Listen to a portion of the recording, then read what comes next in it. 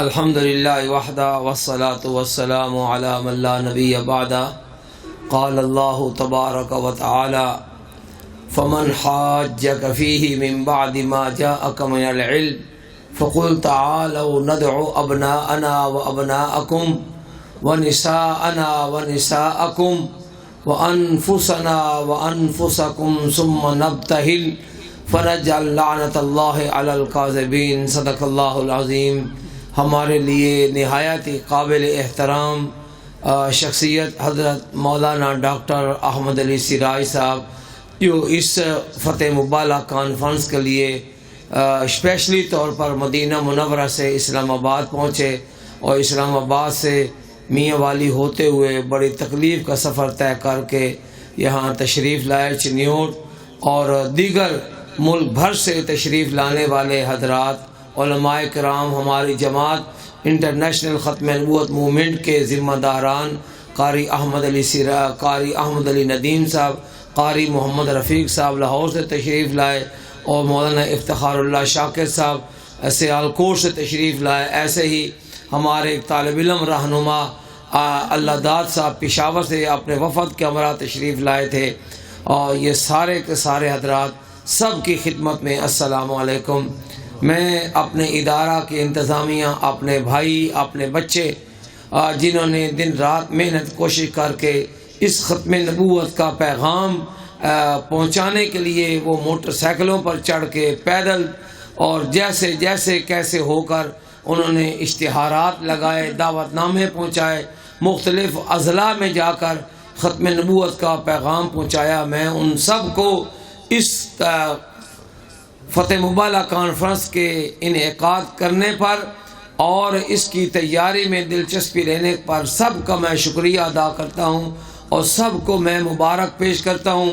حضرات محترم، ہمارا مقصد آج ہی نہیں پیش کیا جا رہا، آج سے نصف بلکہ پون صدی پہلے سے یہ مشن پیش کیا جا رہا ہے کہ حضور علیہ السلام نے جو پیشگوئی فرمائی تھی کہ آپ کی امت میں ہی 30 بڑے بڑے دجال اور کذاب پیدا ہوں گے، ان میں سے ہر ایک شخص وہ یہ دعویٰ کرے گا کہ وہ اللہ کا نبی ہے۔ آپ نے فرمایا انا خاتم النبیین لا نبی بعدی، میں آخری نبی ہوں، میرے بعد کوئی بھی کسی قسم کا نبی نہیں ہوگا۔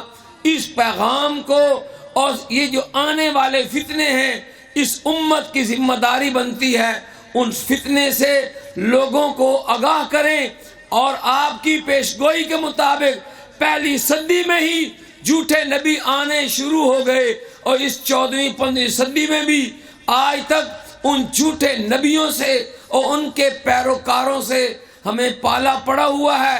آج کی یہ 56 سال گزرنے کے باوجود آج جو فتح مبالہ کانفرنس کی جا رہی ہے، یہ در حقیقت یاد ہے اس دعوت کی جو آج سے 56-57 سال پہلے 1956 میں ہمارے والد ماجد مولانا منظور احمد چنیوٹی رحمۃ اللہ تعالی علیہ نے قادیانیوں کے دوسرے سربراہ مرزا بشیر الدین کو یہ دعوت دی تھی کہ اگر تمہیں اپنے باپ مرزا غلام احمد قادیانی کے نبوت کے درست ہونے کا یقین ہو، اور تم جو اپنے آپ کو مرزا قادیانی کا دوسرا خلیفہ کہتے ہو، اگر تمہیں اس بات کی تسلی ہو اور تم سمجھتے ہو کہ تم حق بجانب ہو، تمہارے اوپر ہر طرح کے فیصلے اور دعوے مکمل ہو چکے، پاکستان کی تمام عدالتیں تمہارے کفر کو، تمہارے ارتداد کو واضح کر چکی،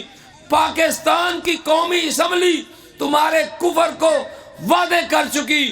قادیانی کہا کرتے تھے کہ ہم سچے لوگ ہیں، اس لیے تو مسلمان ہمارے مقابلے میں نہیں آتے، جبکہ 1899 میں یہ گرداسپور کی عدالت میں مرزا قادیانی لکھ کر آیا تھا کہ آج کے بعد میں یا میرا کوئی پیروکار مولانا محمد حسین بٹالوی یا ان کے کسی ماننے والے کے ساتھ کوئی مباحثہ، کوئی مناظرہ، کوئی مجادلہ نہیں کرے گا۔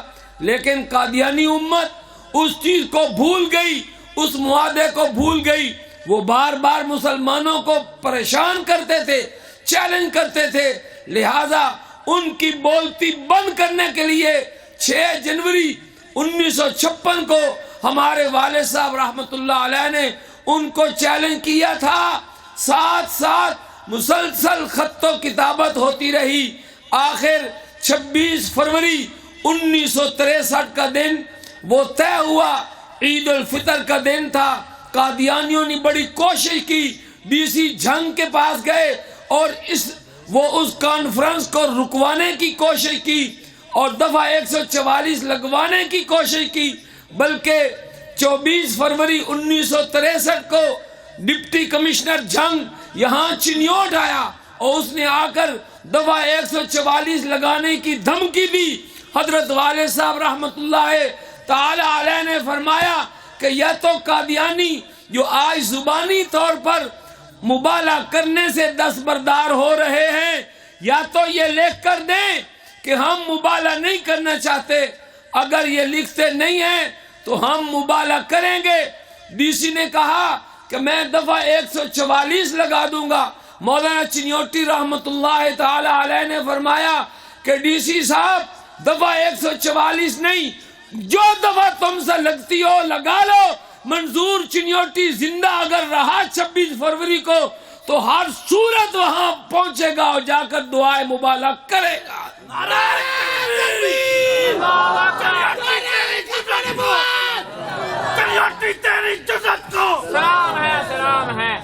دفعہ 144 لگائی گئی.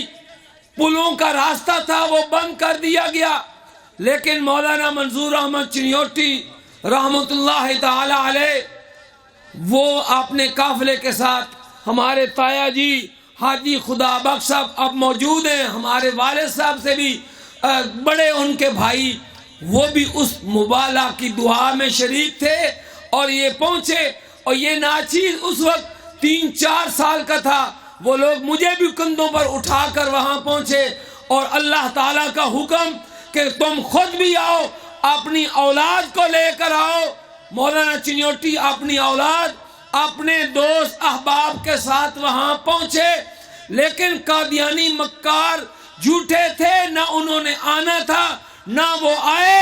مرزا بشیر الدین یا اس کا کوئی چیلا اس کو جرت نہیں ہوئی کہ وہ آئے میدان مباہلہ میں اور آ کر اللہ کے حضور رو کر گڑ گڑا کر دعا کرے. جھوٹا کبھی میدان مباہلہ میں نہیں آئے گا. حضرات محترم، ہمارے والد صاحب 2004 تک جب تک زندہ رہے، قادیانی ہر آنے والے قادیانی سربراہ کو دعوت مباہلہ دیتے رہے اور دعوت ایمان دیتے رہے. 1965 تک مرزا بشیر الدین زندہ رہا، اس کو دعوت دیتے رہے.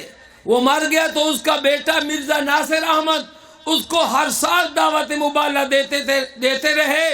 1982 تک وہ زندہ رہا مگر اس کو میدان مباہلہ میں آنے کی جرت نہ ہوئی.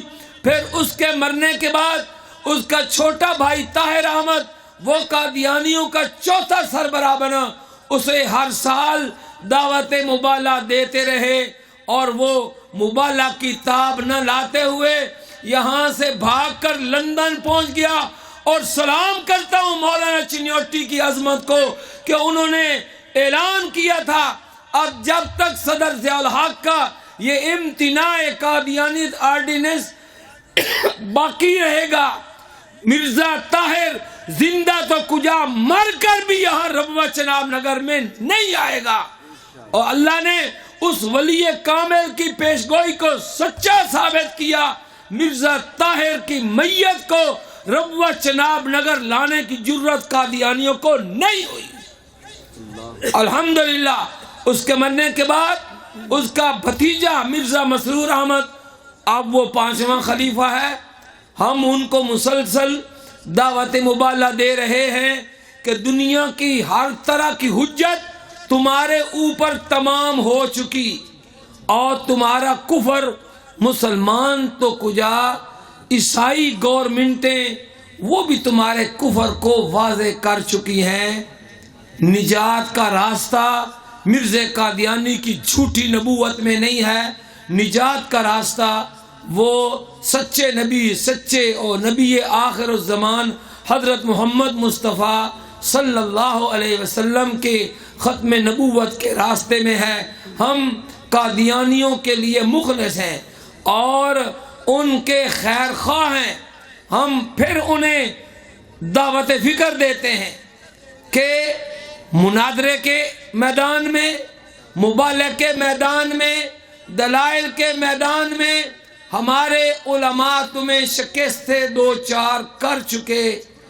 اگر اپنی آخرت سنوارنا چاہتے ہو تو توبہ طائب ہو جاؤ اور مرزا قادیانی کی جھوٹی نبوت، جس کے جھوٹ کو، جس کے مکر کو قرآن پاک کی 100 آیات اور رسول اللہ صلی اللہ علیہ وسلم کے 210 فرامین، آپ صلی اللہ علیہ وسلم کی نبوت کے بعد ہر نبوت کا بطلان کرتے ہیں.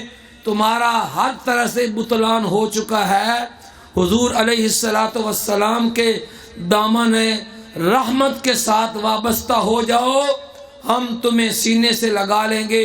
میں 2 ہفتے پہلے وفد کے ہمراہ ملیشیا تھا، وہاں کے قادیانیوں کو بھی ریڈیو ٹی وی کے ذریعے سے میں نے ان کو دعوت دی ہے، لیکن وہ میدان میں بھی نہیں آتے، چھپ چھپ کر حملہ کرتے ہیں. انشاءاللہ تعالی جب تک منظور چنیوٹی کی نسل موجود ہے ہم ان کو دعوت فکر دیتے رہیں گے. میرے ہم چاروں بھائی اور ہماری اولادیں اب بھی موجود ہیں. اللہ تعالیٰ کی ذات پر یقین رکھتے ہوئے ہم باوثوق طریقے سے او علی وجہ البصیرت اپنا عقیدہ ظاہر کرتے ہیں کہ آمنہ کے لال حضرت محمد مصطفیٰ صلی اللہ علیہ وسلم اللہ تعالیٰ کے سچے اور آخری رسول ہیں. آپ کے بعد ہر قسم کی نبوت اور رسالت کا دروازہ بند ہے. جس کو شک ہو تمام دعوے دلیلیں پوری ہو چکی. ہم آج بھی اپنی اولاد کے ساتھ، اپنے بچوں کے ساتھ، اپنی بیویوں کے ساتھ جہاں مرزا تم بلاؤ گے ہم وہاں آنے کے لیے تیار ہیں. اللہ کے حضور دعا کریں گے، اے اللہ جو جھوٹا ہے اس کو تو رسوا اور ذلیل کر، اس کے اوپر اپنی لعنت بھیج اور اس کو عبرت کا نشان بنا.